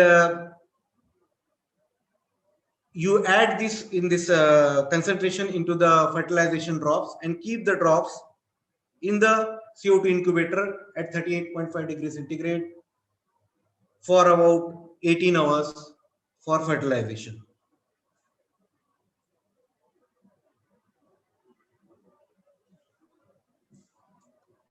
Now this sperm capacitation, why it is required? In this process, I have already told you that there has to be thorough washing, exposure in the media. Now, this is required basically to enhance the motility of the spermatozoa. And this is done because the sperms are supposed to reach the oocyte. Oocyte does not go to the sperm, but sperms reach the oocyte. They are supposed to bind the oocytes, and then they are supposed to go through the zona pellucida inside the oocyte. Now, this is what I was telling, that bovine serum albumin, heparin are added, and they are put into 50 to 100 microliter drops. General fertilization is done into 50 microliter drops only, with 10 oocytes in one drop. After 18 hours, when we take it out, we will find that there will be already some oocytes have transformed into embryos of 2 cells, and in some you will find 2 polar bodies in the perivitelline space. So you can say that they are fertilized. Those oocytes are to be transferred, washed and transferred into the in vitro culture medium, and this are cultured for 7 to 8 days. Sometimes we can culture it for 90 days also if we want to see the hatching of this zona hatching from zona pellucida, hatching of the blastocysts. Now, what are the important factors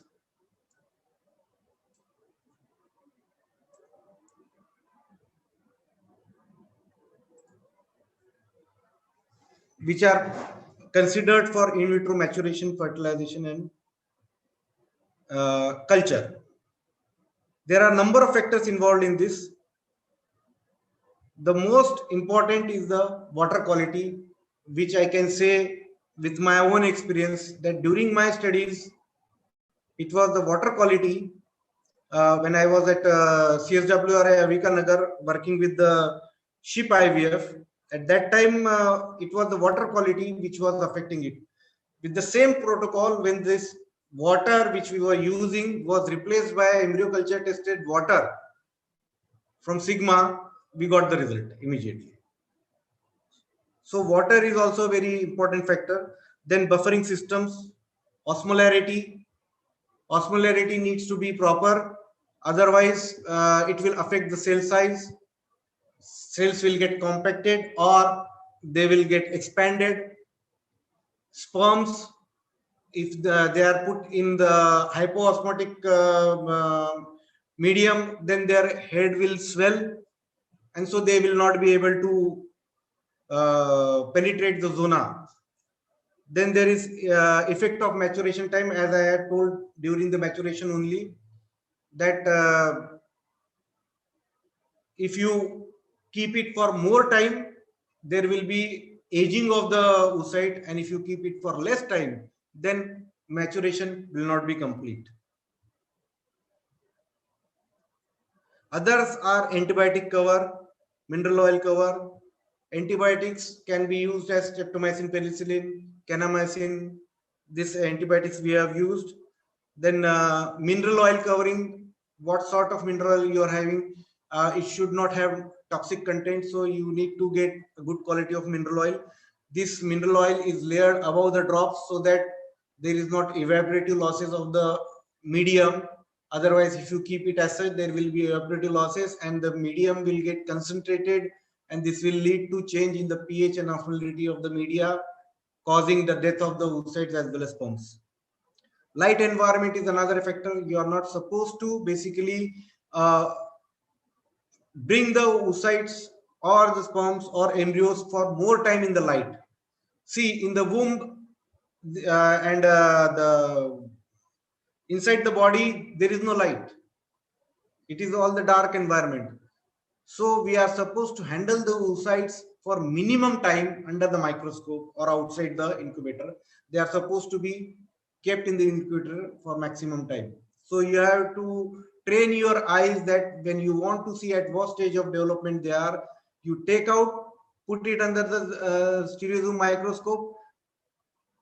Within few seconds, you should be able to focus it, identify, count what is the how many oocytes are there in what stage, or how many embryos are there in what stage of development, and immediately you have to put it back into the incubator. Then temperature and gas phase. Temperature has to be at 38.5 degrees centigrade. Centigrade. This is universally the same for this particular process. And gas phase is that CO2 environment has to be given, which needs to be at 5% level. And the storage and maintenance of media is also important. Media is to be kept in the refrigerated conditions. And before the use, they are supposed to be taken out. They are supposed to be pre-warmed at the room temperature. Then they are supposed to be kept in the incubator for at least 1 hour, so that they get primed with the environment with 5% CO2 and everything. That in that priming is there because there are buffers added, which will because of this CO2, that pH of the media will be changing because of the some of the buffers such as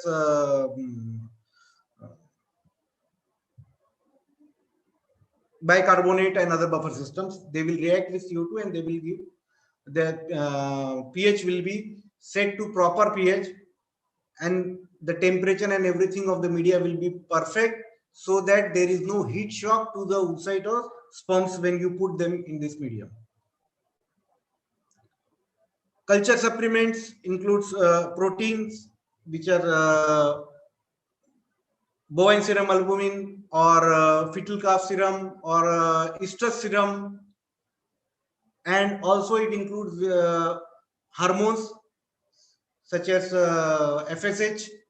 Sometimes it is added into this maturation medium, but of course not in the fertilization or development medium. Apart from that,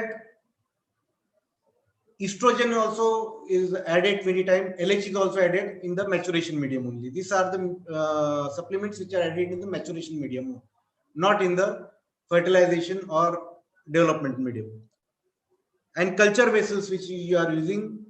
See, we use petri dishes which are sterile, and this quality of this petri dishes needs to be very good, because as my personal experience says, we try to use our petri dishes from high media, and now their quality might have changed, but when we tried to use it, it was new batch of this sterile disposable media petri dishes from high media, and even centrifuge tubes also. When we started using it, we saw that there is plastic leaching, and it is changing the pH of the media to highly alkaline, which is causing death of all the sperms. When we add it, within half an hour, the sperms are dead. So the binders which are used in plastic containers are to be of good quality. So you go for best quality of disposable vessels, preferably from we used to use Coaster or Falcon. They gave us the best results at that time. Now, in vitro culture systems, when we talk, there are some complex mediums with somatic cells, and some can be used as simple medium. So there is no co-culture system available.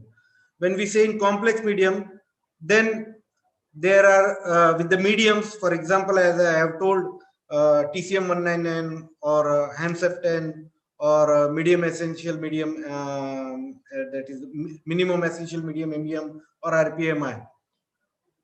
There can be co-culture cells also which are oviductal epithelial cells, granulosa cells, Vero cells, BRLs, 2, 3T3. These are the somatic cells which can be used as co-culture as they help in the growth.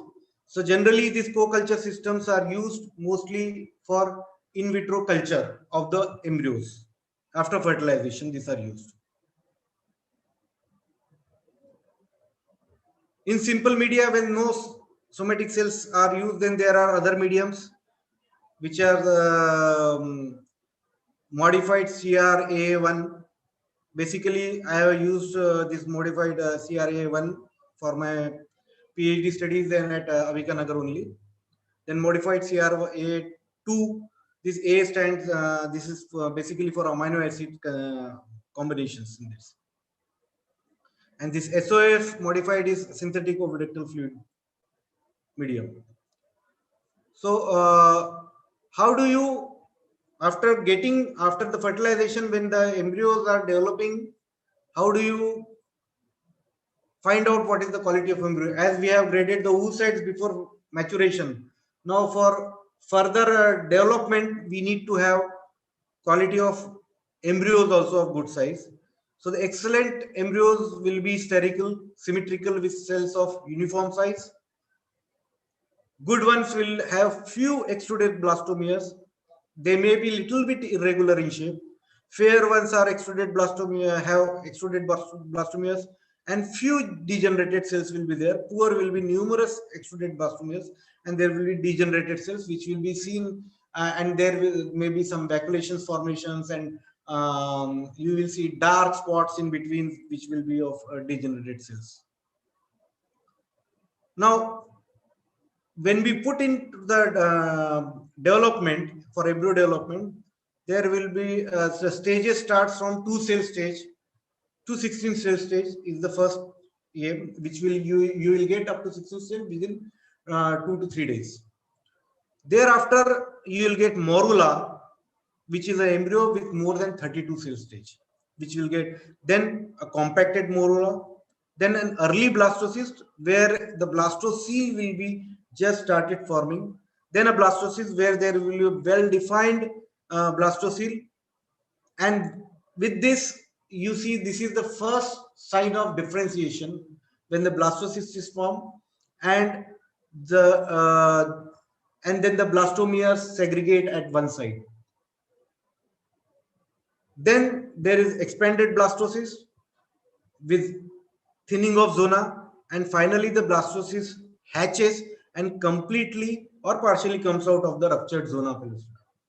Now, when we say this is a normal process. Even in the body, in the uterus, this thing happens only because after the hatching only, the embryo, it will be available for nidation or implantation to the uterine cells. So these are the estimated days. For cattle, morula can be found on 5th day, in buffalo in 4th day, compact. But this is what I am giving is basically an average type of thing. You may find a morula in cattle in 4th day also or 6th day also. This is an average. Compact morula 6, early blastole is 6, 7. So generally at 9th day you will have cattle, and in buffalo on 8th day you will get a blastocyst.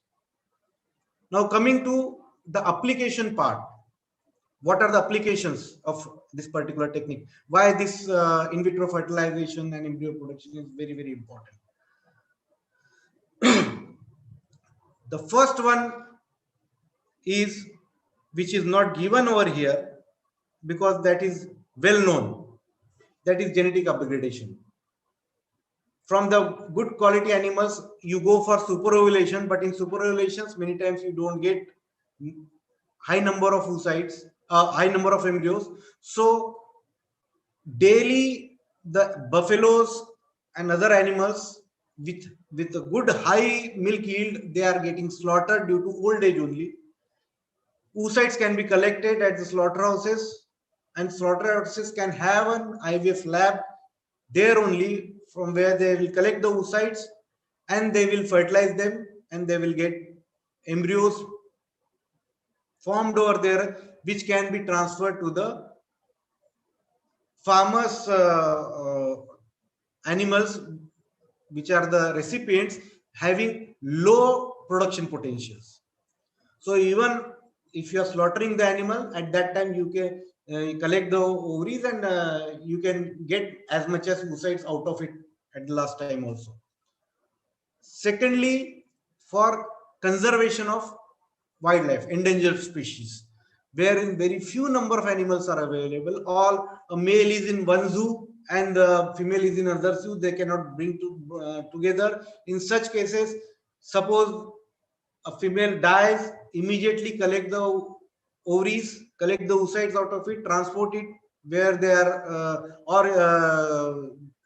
while maturation it there only, bring the sperms from the male which is at stationed at some other place, and get the embryos formed, which can be stored or which can be preserved or in the liquid nitrogen container, so that if you get a suitable recipient female of that species, you can transfer it. That's how it can be used to some extent in the preservation of and conservation of endangered species also. Then in stem cell technology also it can be used, because for stem cells technology, blastomeres which are collected from the embryos, they are pluripotent ones. As you go on further development and differentiation, the potency of these cells goes to reducing. And in adult animal, when you collect the stem cells, they may not be pluripotent. They will be unipotent, or sometimes multipotent also can be getting. But pluripotent cells will be can be collected very easily from that of embryos. If you collect their blastomeres, they will be pluripotent cells. Then for production of transgenic animal, again it can be used very well, because when a transgenic animal is to be produced, at that time it is best way a one cell embryo, when there is syngamy and the male and female pronuclei have fused together, that is a one cell embryo. At that time, if you transfer the foreign DNA into this nucleus, automatically when these cells they divide, that foreign DNA will be distributed in all the cells. The daughter cells which will be formed from these cells, they will be having that DNA. So however, that insertion mostly is random insertion, and so in production of transgenic animals also, you need high number of one cell embryos that can be given only by the in vitro fertilization technique only. During cloning also, for cloning also, this IVF one cell embryo is required, because from that the nucleus is to be removed, and that nucleus can be transferred into the somatic cell. Then for cryopreservation studies of embryos, then for this embryos, when you get it from in vitro fertilization, you can sex the embryos and then preserve them in cryopreserve them in liquid nitrogen as male and female separated, and then they can be transferred as per the need of the farmers. For drug testing studies, again, it is useful. Early developmental gene, when genes, there are various genes which are involved in the early development of the embryos. To study those genes also, this embryos are required at this stage, and for having such embryos in large number for such studies, in vitro fertilization is the only technique which can be used. And in genome reprogramming also, again, in one cell stage only, if you have the reprogramming of the genome, then it will be automatically given to the daughter cells. So these are the applications of this in vitro fertilizations. Now I'll show you some of the movies. Now here, if you see, these are the sperms which are basically getting acrosome reacted, and that's why when there is acrosome reaction, the sperms you see here, they will attach to the surface. Now these acrosome reactions must not occur before the sperms have attached to the zona pellucida, because during acrosome reaction various enzymes are released from the cap of the sperm, and these enzymes helps in penetration of zona pellucida by the sperms. So therefore, processing of sperms should be very fast, and that they should be transferred to the fertilization drop as quickly as possible, because if acrosome reaction has initiated, then that sperm is not viable for having for going for fertilization. It will not be able to fertilize the the oocytes. Now this is a video basically. If you see, number of sperms are attached to the fertilized oocyte, and you see, because of the slashing movement of the sperm tails, the oocyte starts rotating, and invariably this rotation is always anti-clockwise. There are certain aspects which I have not covered. For example, the nuclear maturation part, which is very, very important for maturation of oocyte. Here, you can see how the metaphase plates are being formed during nuclear maturation, and how this one set of chromosomes is getting divided into two sets. 2n is getting into 1n. If you see this, just now here you can see these are the two sides, and this is how the cell is getting cleaved. This is the nuclear membrane which is getting cleaved, and then the cell itself will get cleaved in two parts. The same thing is here. You can see number of cells. Metaphase plates are being formed. They are getting separated, and the cells are getting divided into two.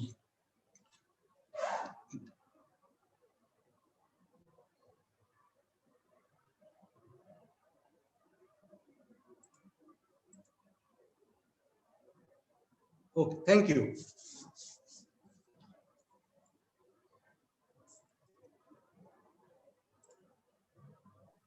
So thank you very much, Dr. Sachin Bonde, sir. This topic was indeed the need of the hour, and basically it has, I think, justified the selection of the presenter and the topic as well. So now I open this topic for presentation for discussion. Whosoever faculty or whosoever student wants to have any interaction with this learned professor can please put forward their questions. Morning, sir. Morning. Sir, your growing beard indicates something. What, sir? Your growing beard indicates something. Are you planning to contest in Bengal? अरे चलता है. Nice presentation, sir. I would like to thank the organizers, the chairman, co-chairman, rapporteur, and Dr. Arun for giving me this opportunity to present this work. Thank you very much. Thank you so much, sir. So with this presentation, I think we have completed our last technical session of the training, and we shall all be meeting at 4 at 1600 hours for the plenary session, and Dr. VP Chovatia, sir, the Honorable Vice Chancellor, shall preside over the plenary session. Thank you, students. Thank you, faculty members.